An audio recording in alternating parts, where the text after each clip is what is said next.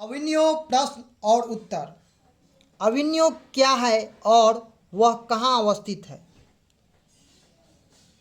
हम उत्तर लिखेंगे। प्रस्तुत पाठ हमारे हिंदी पाठ्य पुस्तक गोधली भाग 2 से लिया गया है।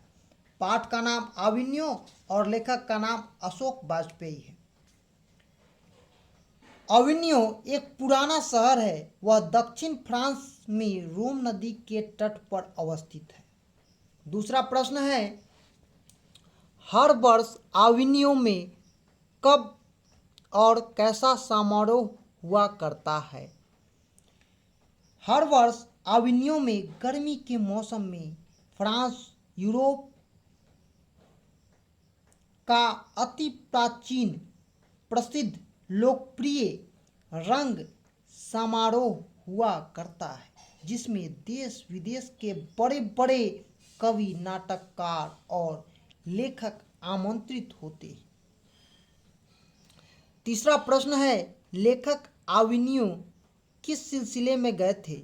वहाँ उन्होंने क्या देखा और क्या सुना? अविनियो में प्रतिवर्ष आयोजित होने वाली लोकप्रिय रंग समारोह में भाग लेने के लिए लेखक गए थे। उन्होंने देखा संपूर्ण अविनियो समारोह के आयोजन के समय रंगस्थली के रूप में बदल जाता है। रोम नदी के किनारे अवस्थित वह पुराना शहर प्राकृतिक सौंदर्य से संपन्न विशेष स्थापत्य कला से परिपुष्ट होता है। फ्रेंच क्रांति के बाद अविनियो की किला साधारण लोगों के अधिकार में था। 20वीं सदी में फ्रांस सरकार ने उन लोगों से खरीदकर इस शहर का जीर्णोद्धार कराया तथा वहां के भवनों को संरक्षित धरोहर की मान्यताएं दी। चौथा प्रश्न है, ला शत्रुंज क्या है और वह कहाँ अवस्थित है? आजकल उसका क्या उपयोग होता है? ला शत्रुंज एक इमारत है जो अविनियो में अवस्थित है, जो कभी पोप की राजधानी थी। फ्रेंच शासकों ने पोप की गतिविधियों पर नज़र रखने के लिए एक किला बनवाया। उसी को कैथ्रुसियन संप्रदाय का एक मठ बना, वही ला शत्रुंजा है। अभी इसका उपयोग कला केंद्र के रूप में होता है। पांचवा प्रश्न है, ला शत्रुंज का अंतरंग विवरण अपने शब्दों में प्रस्तुत करते हुए स्पष्ट कीजिए कि लेखक ने उसके स्थापत्य को मौन या स्थापत्य क्यों कहा है? उत्तर लिखेंगे। ला शत्रुंजा में दो दो कमरे का चेंबर बना है, जिसमें 14वीं सदी जैसी फर्नीचर, आधुनिक रसोई घर व आधुनिक संगीत व्यवस्था उपलब्ध है। ला शत्रुंजा के प्रत्येक चेंबर का मुख्य द्वार एक कब्रगाह के चारों ओर बनी गलियारे में है। पीछे से भी एक दरवाजा है। पीछे में एक आंगन भी है। अतिथियों का भोजन सप्ताह में 5 दिन सामूहिक रूप में व्यवस्था सायंकालीन होती है। अन्य दिन या जलपान आदि की व्यवस्था अतिथि के इच्छा के अनुकूल होता है। छठा प्रश्न है, लेखक अविनियो क्या साथ लेकर गए थे और वहाँ कितने दिनों तक रहे? लेखक की उपलब्धि क्या रही? लेखक अविनियो की यात्रा में अपने साथ हिंदी का टाइपराइटर, 3-4 पुस्तक, संगीत के कुछ ऑडियो टेप। वे वहाँ 19 दिनों तक रहे, जिसमें 35 कविताएं और 27 गद्य की रचना की। सातवां प्रश्न है, प्रतीक्षा करते हैं पत्थर शीर्षक कविता में कवि क्यों और कैसे पत्थर का मानवीयकरण करता है? प्रतीक्षा करते हैं पत्थर शीर्षक कविता में लेखक को मानवीकरण करके कवि कहता है, ये पत्थर धैर्यपूर्वक मनुष्य की तरह किसी की प्रतीक्षा में है। ऐसा लगता है कि प्रतीक्षा की घड़ी बड़ी ही दुखदायक होती है। धैर्यशील मानव की तरह ये पत्थर मेघ, धूप, पत्ते, अंधकार, नीरवता के बिना परवाह किए अविचल होकर प्रतीक्षा में रहता है। सुनहरे सपने लिए हुए अनसुली पहेलियों को सुलझाते हुए युक्त समय चक्र की पीड़ा लड़खड़ाती बोली और बुढ़ापे को लेकर जैसे कोई मनुष्य किसी की प्रतीक्षा में हो, ऐसा यह पत्थर लग रहा है। आठवां है, अभिनयों के प्रति लेखक कैसे अपना सम्मान प्रदर्शित करते हैं।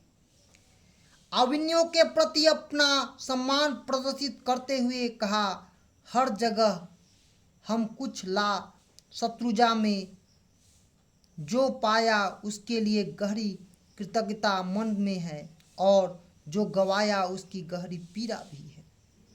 नौवां प्रश्न है, मनुष्य जीवन से पत्थर की क्या समानता और विषमता है। लेखक के अनुकूल मानव जीवन और पत्थर में समानता है और कुछ विषमताएं भी हैं। समानता, मानव धैर्यवान होता है, जो पत्थर भी धर्म से प्राकृतिक आपदा का सहकर धैर्यवान होने का प्रमाण देता है। मनुष्य अपनी कामना के लिए प्रतीक्षा करता है, पत्थर भी युगों से प्रतीक्षा के लिए प्रेरित होता है। विषमता, मनुष्य प्रार्थना में सिर झुकाता है लेकिन पत्थर नहीं। मनुष्य प्रार्थना में ईश्वर से कुछ कहता है लेकिन पत्थर नहीं। मनुष्य का दिल पसीजता है, पत्थर का नहीं। 10वां प्रश्न है, इस कविता से आप क्या समझते हैं। इस कविता में हमें सीख मिलती है कि मनुष्य को अपने जीवन में प्रतीक्षा का महत्व देना चाहिए।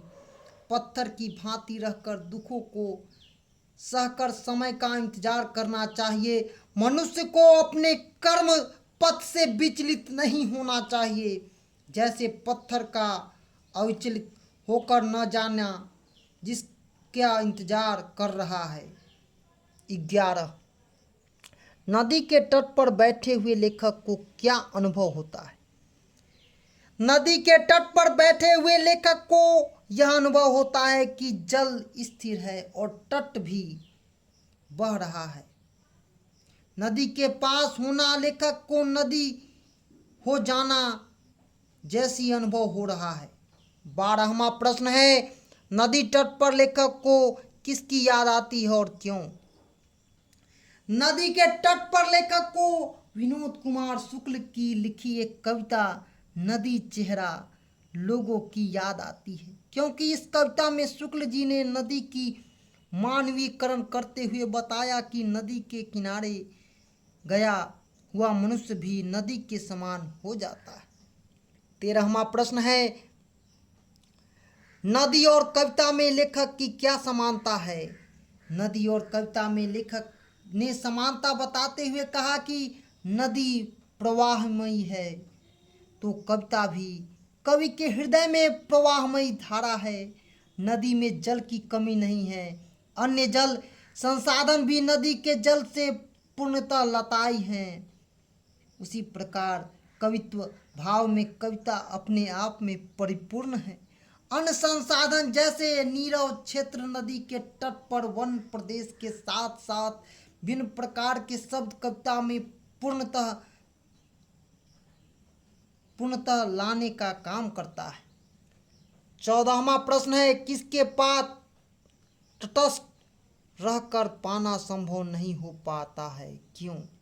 नदी और कविता के पास तटस्थ रहकर पाना संभव नहीं हो पाता है क्योंकि नदी के तट पर हमें नदी अपने जल से भिगो देती है। उसी प्रकार कविता भी लोगों में आनंदित करती है।